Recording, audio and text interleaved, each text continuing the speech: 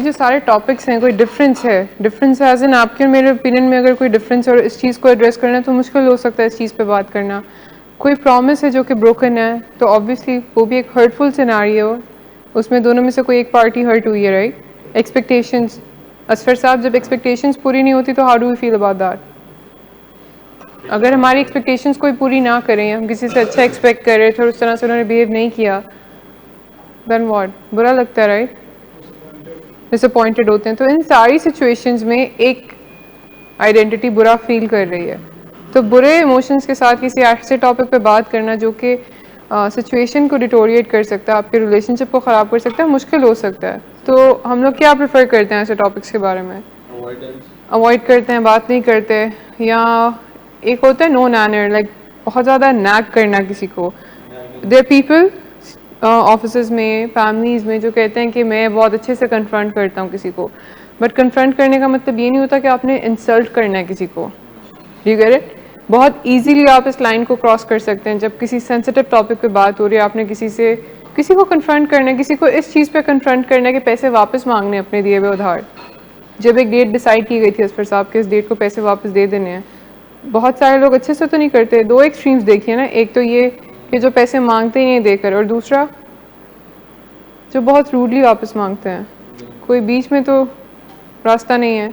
कुछ टूल्स थे जो कि कन्फ्रंटेशन को इजी बनाते हैं। Do you guys remember CPR क्या था?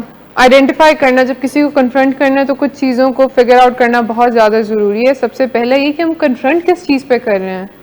शेर अली साहब, अक्सर ऐसे होता है कि हम बात कर रहे होते हैं, हमें पता भी नहीं होता कि हम चाह क्या रहे हैं, वजह किस वजह से बात कर रहे हैं इनसे, व्हाट डू वी वांट, या किस चीज़ को कन्फ्रंट किया जा रहा है ना। कंटेंट होता है जिस मुद्दे के ऊपर आप बात करना चाह रहे हैं, जो इंसिडेंट हुआ है। कंटेंट ये हो सकता है कि कोई रोज़ काम पे लेट आता है, आपने उसको कन्फ्रंट करना है। कंटेंट ये हो सकता है कि आपने अपने लव्ड वन को उसके ड्रग यूज़ के बारे में कन्फ्रंट करना है। कन्फ्रंट ये हो सकता है कि किसी ने आपसे कोई प्रॉमिस किया था, वो फुलफिल नहीं किया, उसके ऊपर आपको कन्फ्रंट करना पड़ सकता है। बैड बिहेवियर में क्या क्या आता है? किसी के बुरे रिजल्ट्स एग्ज़ाम में, और किसी ने पैसे ना वापस दिए हों, ये कंटेंट में आ सकता है। और कंटेंट में अबू बकर साहब क्या आ सकता है? कोई स्टैंड ब्रेक करे, कम ऑन, कन्फ्रंट किन किन चीज़ों पे? और अपने राइट्स की डिमांड करना, और किसी ने झूठ बोला अगर आपसे तो आप कन्फ्रंट कर सकते हैं। किसी ने ट्रस्ट अगर ब्रेक किया है, कोई डिसलॉयल रहा है आपके साथ, कोई प्रॉमिस ब्रेक किया, अपने राइट के लिए फाइट करना। कोई टॉपिक बताएं जिस पे कन्फ्रंट किया जा सकता है, कोई बिहेवियर बताएं। हाँ, कोई आपसे गुस्से में बात कर रहा है, आपने कन्फ्रंट करना है कि गुस्से में मुझसे बात ना की जाए। लाइन फॉलो नहीं कर रहा बिल्कुल, कोई ब्राइब दे रहा है किसी को और आपने कन्फ्रंट करना है। किसी ने मास्क नहीं पहना हुआ कोरोना वाले डेज में, आपके पास बैठा हुआ है, नॉट कंफर्टेबल, बिकॉज आप तो एसओपीज फॉलो कर रहे हैं, यू डोंट वांट कि आपको हो जाए, तो कन्फ्रंट करना बन सकता है ना। कैसे कन्फ्रंट करेंगे असफर साहब? किसी ने मास्क नहीं पहना हुआ, डिस्टेंस कर लेंगे। अगेन ये तो आप बच रहे हैं कन्फ्रंटेशन से, कन्फ्रंट तो नहीं किया है। ये कन्फ्रंटेशन नहीं है तो साइलेंस में चले जाना है। टेल यू गाइस, एक बार मैं करीम में बैठी और मेरे पास मास्क नहीं था, तो वो जो ड्राइवर थे ना, उन्होंने पैसिव एग्रेसिवली, करीम में जब बैठो तो शुरू में एक ऑडियो प्ले होती है, जैसे अब एयरप्लेन्स में नहीं होती अनाउंसमेंट शुरू में, तो करीम में भी प्ले करते हैं कि एसओपीज किस तरह से फॉलो करने। उन्होंने मुझे अपना फ़ोन पकड़, उन्होंने कहा ये सुनिए क्या कह रहे हैं। So, फिर मैंने सुना ना, गॉट इट कि he was trying to tell me कि मास्क पहने, but I was running late and I couldn't get a mask at that point. तो ये हेल्पफुल तो नहीं था किसी को कन्फ्रंट करने का तरीका, राइट। तो हेल्पफुल तरीका क्या हो सकता है कन्फ्रंट करने का? कोविड के केसेस बहुत राइट पे हैं, आपको मास्क पहन के रखना चाहिए, इंपॉर्टेंट है, रीजंस बताए जा सकते हैं उसके।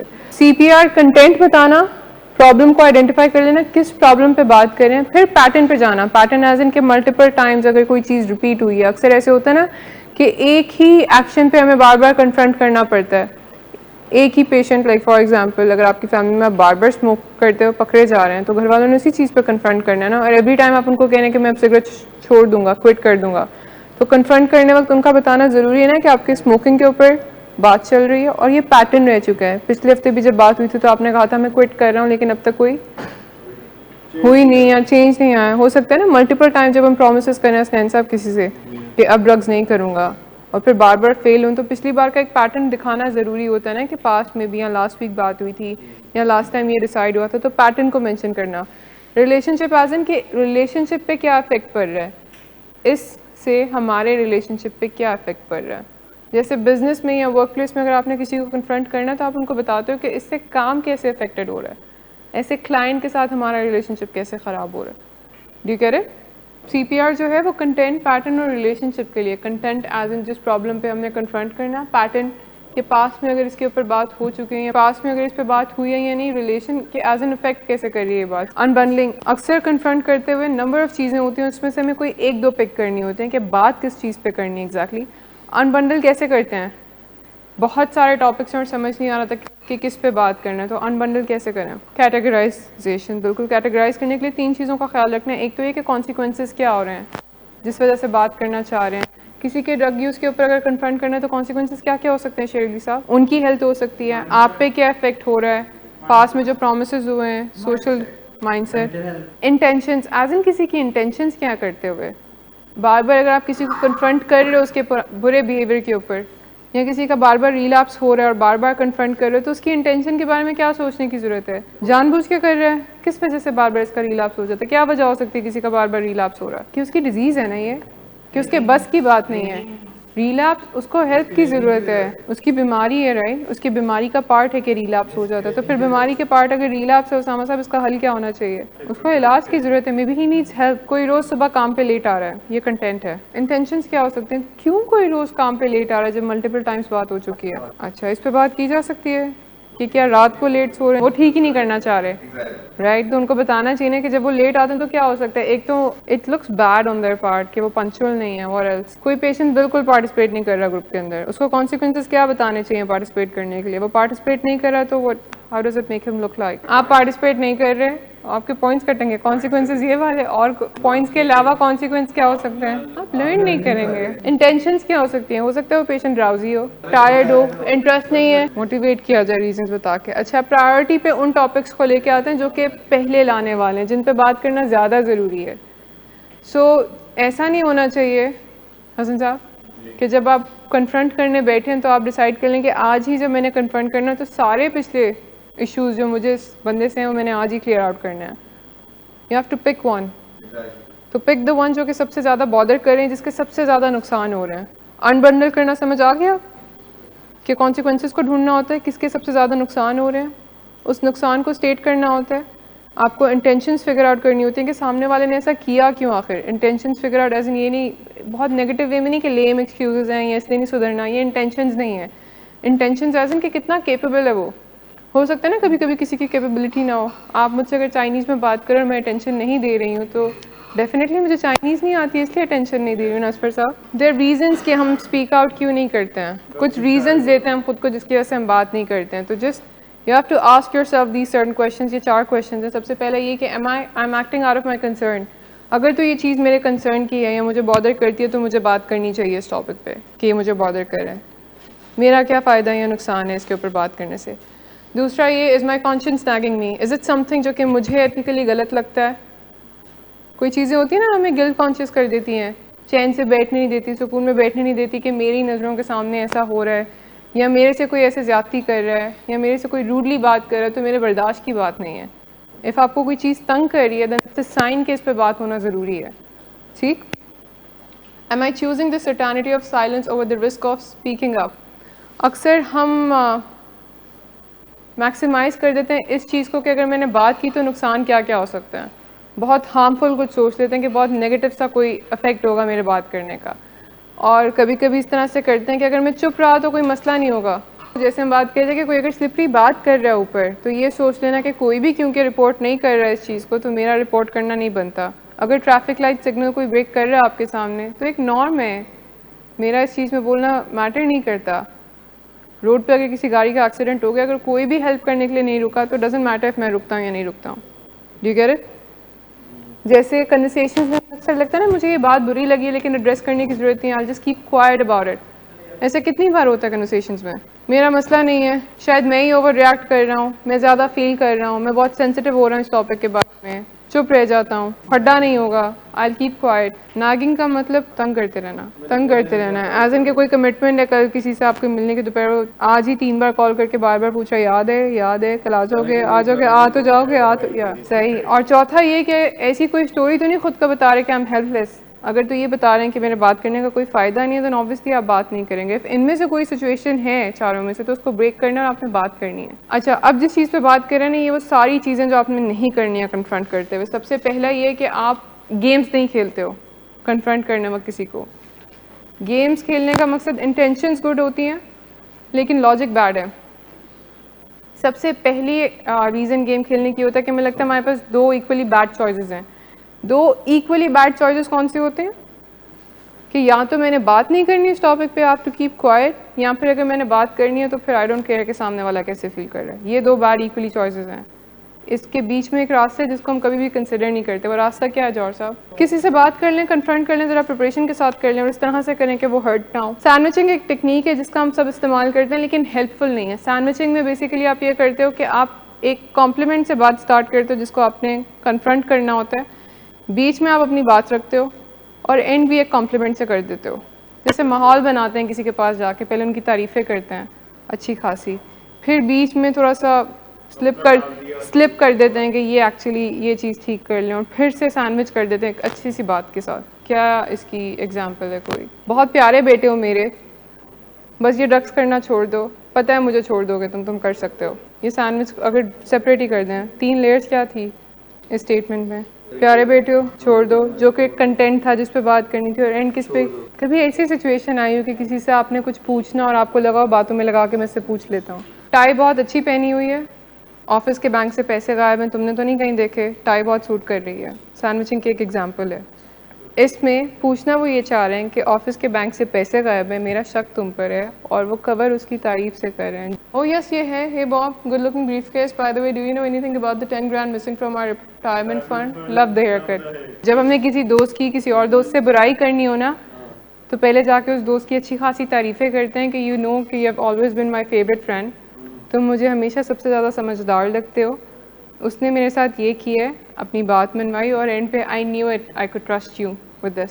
कोई आपके घर आ गए रात को 11 बजे और वो जा रहे हैं, आप उनको दरवाजे पे छोड़ रहे हो और आप कह रहे हैं बहुत अच्छा लगा आप आए, वैसे हम 10 बजे तक सो जाते हैं लेकिन मज़ा बहुत आया खाना खाते हुए। सैंडविचिंग टेक्निक आई समझ। इसके साथ मसला ये कि एक तो ये मैनिपुलेटिव है, दूसरा ये इनडायरेक्ट है। इसमें नुकसान ये होता है कि जो बात आपने करनी होती है, जिस चीज़ पे आप कन्फ्रंट कर रहे होते हो शेरली साहब, वो रह जाती है बीच में, सामने वाला मैसेज पिक नहीं करता। तो बहुत ज़्यादा चांसेस है कि इस सिचुएशन में बॉब को ये दो बातें याद रही हों कि मेरा हेयर कट अच्छा है और मेरा ब्रीफकेस अच्छा लग रहा है, और बीच वाली बात वो अटेंशन भी ना दें। सोचें स्पेशली अगर पैसे उन्होंने लिए हैं तो वो क्यों अटेंशन देंगे इस बात पे।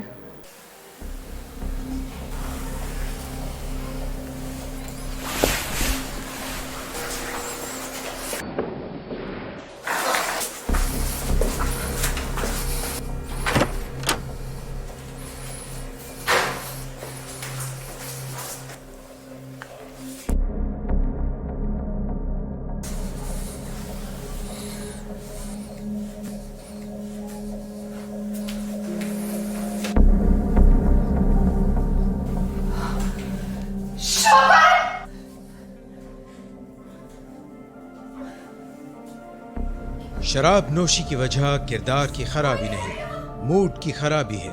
शराब नोशी कभी भी नशे की बीमारी में बदल सकती है। नशे की बीमारी हर स्टेज पर काबिले इलाज है। मदद हासिल कीजिए, क्योंकि वो ऐसा नहीं करेगा। विलिंग वेज से मदद हासिल कीजिए, कहीं से भी मदद हासिल कीजिए, लेकिन फौरी मदद हासिल कीजिए। जिस मुआवजे के इंतजार में आपने बहुत देर कर दी, अब वो दस्तक दे रहा है। मदद हासिल कीजिए, मदद हासिल कीजिए, मदद हासिल कीजिए। Don't play charades. February 10/02, raised my eyebrow 3 centimeters, employee nodded knowingly and started back to work. Non-verbal hints के ऊपर रिलाई करना कि किसी को गुस्से से देखूंगा तो समझ जाएंगे कि मुझे कोई बात बुरी लगी है। खामोश हो जाऊंगा, मेरी बॉडी लैंग्वेज से रीड कर लेंगे कि मैं कंफर्टेबल नहीं उस चीज़ के बारे में बात करते हुए। पहली मीटिंग में अम्मी अबू से बात ही नहीं करूँगा तो समझ जाएंगे कि नाराज़ हूँ। बेसिकली वर्ड्स की हेल्प ना लेना, बॉडी लैंग्वेज से कोई जेस्चर देना और एक्सपेक्ट करना कि सामने वाला बात समझ जाएगा कि मैं अपसेट क्यों। एक और मिसाल, आप लेट पहुँचे हो किसी कमिटमेंट पे, अपनी घड़ी की तरफ देखना शुरू कर दे और एक्सपेक्ट करें कि आपको पता चल जाए कि वो काफ़ी देर से वेट कर रहे हैं और वो काफ़ी गुस्सा हैं आपसे इस बात पे। आसान काम क्या होना चाहिए कि वो आपको बता दें, रादर देन कि वो एक्सपेक्ट करें कि आप हिंट्स जो हैं वो पिक करें और वो आपसे सॉरी कह दें। ऐसी सिचुएशन में तो आपसे सॉरी नहीं कह सकते ना। कितनी बार ऐसे होता है, लोग अपसेट होते हैं हमसे, मुंह बना के रखते हैं सामने, बट बताते नहीं है कि मसला क्या है, राइट।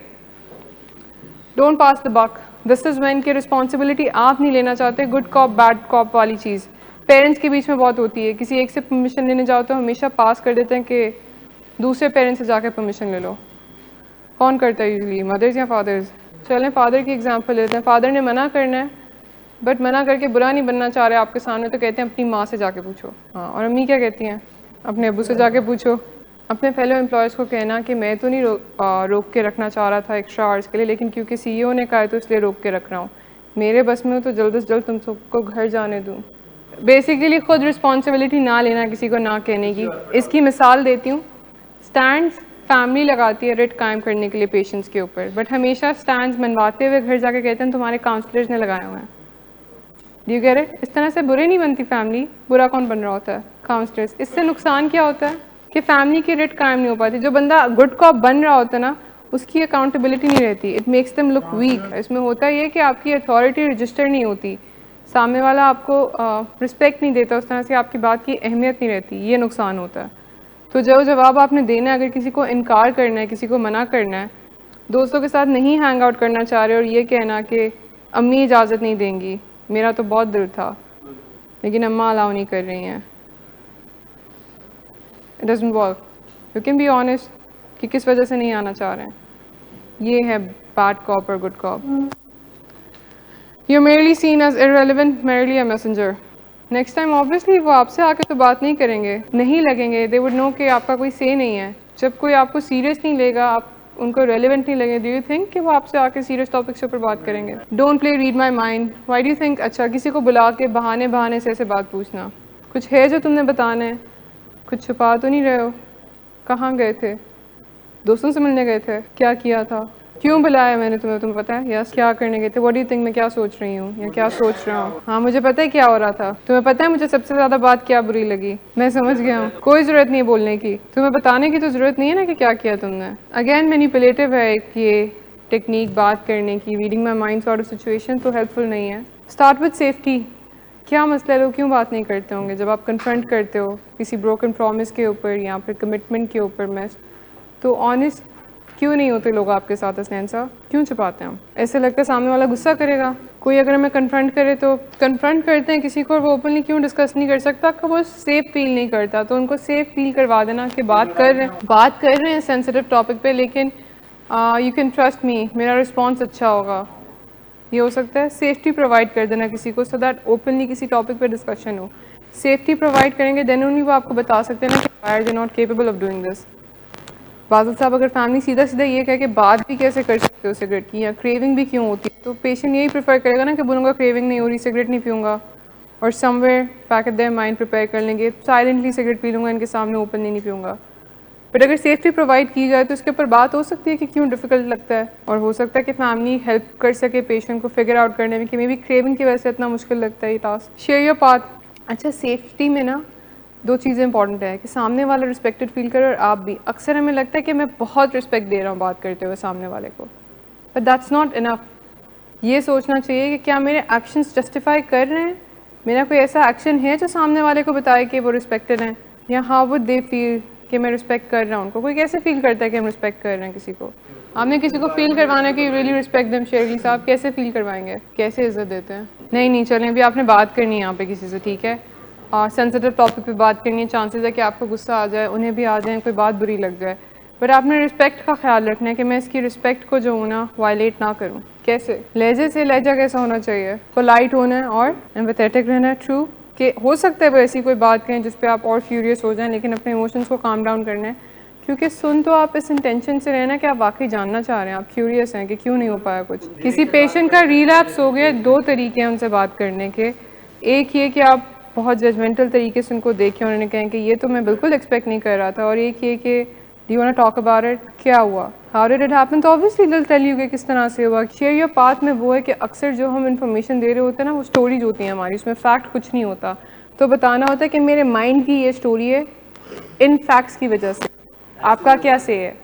एज इन आप कुछ सर्टन होकर नहीं बताते कि ऐसा ही है, आप बताते हो कि ये स्टोरी है, ये मेरा ख्याल है, मुझे ऐसा लग रहा है, मुझे ऐसा इस वजह से लग रहा है, and what do you think, आपका क्या ख्याल है इस पर, या आपको क्या कहना है इसके लिए। पार्ट में ये भी कि कोई म्यूचुअल इंटरेस्ट वाली बात है कि कन्वर्सेशन कभी भी ऐसी नहीं होनी चाहिए कि सामने वाले का कुछ है नहीं इस कन्वर्सेशन में, कोई फ़ायदे की बात नहीं है उनके, सिर्फ अपने फ़ायदे के लिए आप उनसे बात करें। इस तरह से साउंड नहीं करना चाहिए। ऐसे दिखना चाहिए कि आप उनके बारे में कंसर्न हो या उनका भी कुछ लेना देना है सारी सिचुएशन से। ठीक, and with the question, question के साथ एंड करना है कि जितनी भी बातचीत हुई है ना अभी तक हसनैन साहब टेंटेटिव है, कुछ भी सर्टन नहीं है। जो हमने बात की है ना, लाइक पक्का पक्का कुछ भी नहीं है, चेंज हो सकता है। मैं फ्लेक्सिबल हूँ, जो इन्फॉर्मेशन आप मुझे अभी प्रोवाइड कर रहे हैं उस इन्फॉर्मेशन के साथ मैं फ्लेक्सिबल हूँ, एज इन चेंज कर सकता हूँ अपने पैराडाइम्स को। हाँ, ये आई लैंग्वेज यूज़ करके ट्रू सेफ्टी दिखाने के लिए म्यूचुअल रिस्पेक्ट और म्यूचुअल पर्पस का ख्याल रखना ज़रूरी है, जिसकी बात की है। कुछ और तरीके हैं सेफ्टी दिखाने के। एक ये कि आप परमिशन लेते हो ऐसे किसी टॉपिक पे बात करने से पहले, आपने किसी को कन्फ्रंट करना है किसी टॉपिक पे, तो आप परमिशन लेते हो कि दे फ्री, अच्छे स्टेट में हैं, अवेलेबल हैं। अगर लोगों के सामने आप उनसे बात करते हो और वो कहते हैं कि बाद में अकेले में या अभी बात कर लें, कब बात करनी है, अकेले में बात करनी है या सबके सामने बात करनी है, are you free right now? If they are free, खुद से एज्यूम कर लेना कि ये टाइम स्लॉट इसका फ्री है तो मैं खुद कॉल करके इसी वक्त बात कर लूँगा, हेल्पफुल नहीं है। जब आप परमिशन मांग लेते हो किसी से बात करने के लिए तो वो प्रिपेयर हो सकते हैं। रिस्पेक्ट दिखाने का तरीका, दे वुड नो कि आप कंसर्न हो उनकी एनर्जीज़ के बारे में भी, कि वो इस वक्त इस कन्वर्सेशन को आपके साथ कर सकते हैं नहीं। जी, आप ये कह सकते हो कि मुझे इस बारे में आपसे बात करनी है, कब कर सकता हूँ, व्हेन आर यू फ्री, या कल कर लेते हैं, कोई टाइम रख लेते हैं, मैं कल फ्री हूँ या इस वक्त बात कर लेते हैं। और अगर वो टाइम उनके लिए सूटेबल नहीं हो तो फिर वो आपको बता सकते हैं ना कि अभी नहीं, सुबह हम उठ के बात करते हैं, व्हेन यू आर अपसेट बता देते हो रीज़न कि इस वजह से अभी I am not feeling well, कल कर लेते हैं, अभी हम a bit furious, calm down हो जाऊँ फिर बात कर लेते हैं। परमिशन लेने का मकसद ये होता है कि योर कंसर्न कि वो अच्छी स्टेट में बात करें, जब वो फ्री हो, जब वो फ्री हों वो आपको अच्छे से टाइम दे सकें, एज एन इट्स इम्पॉर्टेंट, लेकिन at the same time I know कि आपका अपना स्केड्यूल है, तो जब भी इट्स कन्वीनियंट फॉर यू, किसी की कन्वीनियंस का ख्याल रखना कि when is it convenient for them. Obviously हमने किसी से किसी मुश्किल टॉपिक पे बात करनी है, हमारे स्टेक्स हैं, उनके भी हैं, तो हम तो प्रिपेयर करके जाएंगे ना हसनैन साहब, हम तो स्क्रिप्ट लिख के जाएंगे ना माइंड में कि ये जाके बात करनी है। बट हो सकता है सामने वाला प्रिपेयर्ड ना हो सकता है, उनको प्रिपरेशन के लिए टाइम चाहिए हो सकता है उनके लिए सरप्राइज़ हो, वो एक्सपेक्ट ना कर रहे हो कि आप आगे से बात करना चाह रहे हैं, इमोशनली वो टायर्ड हो उस वक्त, ये भी हो सकता है। आप रात को देर तक जागते हैं, 10 बजे आप फ्रेश हैं, लेकिन वो पूरा दिन काम के बाद में भी आए, they are not feeling well, tired हो सकते हैं, they want to sleep early. Speak in private, अगर किसी को कन्फ्रंट करना है तो बेस्ट सजेशन तो यही है कि लोगों के सामने ना किया जाए। ऑब्वियसली वो कंफर्टेबली चीज़ें शेयर नहीं कर पाएंगे। अच्छा, ये चीज़ें हैं जो नहीं करनी चाहिए। इनअप्रोप्रिएट ह्यूमर का इस्तेमाल, पैसिव एग्रेसिवनेस जिसे कहते हैं, पैसिव एग्रेसिव का इस्तेमाल करना और किसी को कन्फ्रंट करना। इनअप्रोप्रिएट ह्यूमर, किसी सीरियस टॉपिक को मजाक में कर लेना और सोचना कि आपका मैसेज अक्रॉस चला गया। अ ग्रुप अटैक, 2-3 लोगों को इकट्ठे कर लेना जो आपको लगता है कि आप साइड लेने वाले हैं किसी कन्वर्सेशन में और फिर उन पर अटैक करना। एंड पे एक चीज़ ऐसी होती है कि किसी ने भी अगर कोई काम किया हो ना, तो हमारा माइंड हमें अक्सर ये स्टोरी बताता है, इसने ऐसा इसलिए किया कि दैट्स हाउ ही इज़, इसने डिसअपॉइंट इसलिए किया बिकॉज ये चाहता ही नहीं था काम ठीक करना, इसने प्रॉमिस इसलिए ब्रेक किया क्योंकि ये ट्रस्ट वर्दी नहीं है। किसी बुरे उनकी पर्सनालिटी के ट्रेट को अटैच कर देना कि इसकी पर्सनालिटी ऐसी है, ये है ही ऐसा, इसको किसी की बातों से फ़र्क नहीं पड़ता, इसको अच्छा लगता है हर्ट करके, ये है ही झूठा, इस तरह की बात है। ये सब स्टोरीज़ होते हैं जब हम अपने माइंड में क्रिएट करते हैं। We need to figure out कि मोटिवेशन क्या है जिस वजह से वो ऐसे एक्ट कर रहे हैं, किस वजह से उनका प्रॉमिस वो फुलफ़िल नहीं कर पाए, किस वजह से ये बैड बिहेवियर बार बार रिपीट हो रहा है, किस वजह से उनकी कमिटमेंट वो फुलफ़िल नहीं कर पाए। तो उन रीज़न्स को आइडेंटिफाई करना है, स्पेस देनी है, वी हैव टू आइडेंटिफाई कि क्या डिफ़िकल्टी आ रही है। एक बार वो पता चल जाए ना तो you can help them out. अपने बच्चे से बार बार अगर पूछें कि क्यों ड्रग्स क्विट नहीं कर पा रहा, और एक बार आइडेंटिफाई कर लें कि you know he is an addict, he needs help, तो आप उसको हेल्प प्रोवाइड कर सकते हो और फिर उससे एक्सपेक्ट कर सकते हो राइट कि अपनी कमिटमेंट पे रहे, रादर देन कि जो हेल्प उनको चाहिए वो आप प्रोवाइड नहीं कर रहे और उनसे एक्सपेक्ट करते रहो, तो दैट्स रॉन्ग।